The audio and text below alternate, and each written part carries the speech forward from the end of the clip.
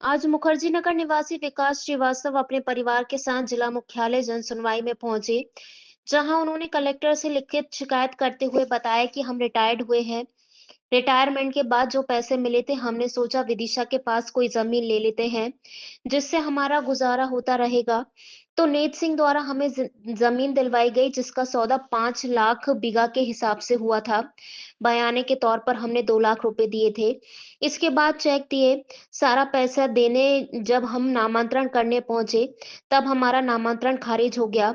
पता चला कि यह जमीन पर तो केस चल रहा है। हमारे करीब 30 लाख रुपए चले गए। ना तो हमें जमीन मिली।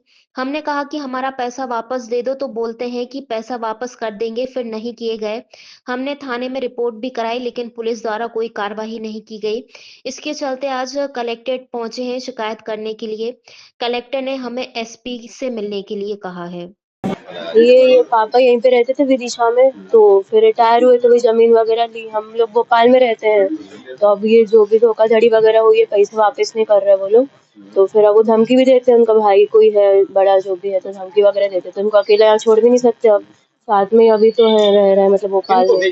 कौन लोग हैं वो? क्या नाम है? खरीदी थी हमने, हाँ, लेकिन उनने जो जमीन है वो उस पे कुछ विवाद चल रहा है, किसी और का कब्जा वगैरह है।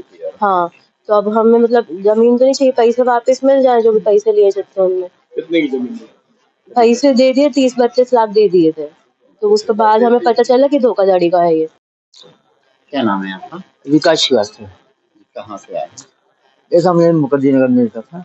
क्या हुआ है आज आपके? हमने साहब हमारे पड़ोस में नेत सिंह करके रहते हैं, उन्होंने हमको जमीन, हम रिटायर्ड हुए, नौकरी से रिटायर्ड हुए, तो हमारा जो पैसा मिला था, हमने कहा उससे कोई जमीन ले लेते हैं विदिशा के पास में, यहीं पे अपनी जमीन देखेंगे, अपना समय गुजारेंगे।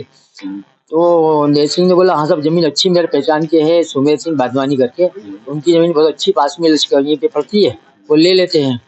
तो मैं वहाँ पे उनके साथ जमीन देखी वगैरह हमने, और वो जमीन का सौदा हमारा हो गया 5 लाख रुपए बीघा के हिसाब से सौदा तय हुआ। उन्होंने जमीन दी, और उसके बाद हमने उनको जो टोकन मनी जैसे वो दी थी, 2 लाख रुपए पहले चेक से दिए, तो टोकन मनी, बाकी जो पैसा और देना था वो दिया, और चेक भी दे दिया उनको। और बाद में जब नामांतरण कराने हम लोग पहुंचे, तो मालूम पड़ा नामांतरण हुआ नहीं, खारिज हो गया वो हमारा। तो मालूम किया क्यों खारिज हो गया, तो मालूम पड़ा उसकी जमीन का केस चल रहा है।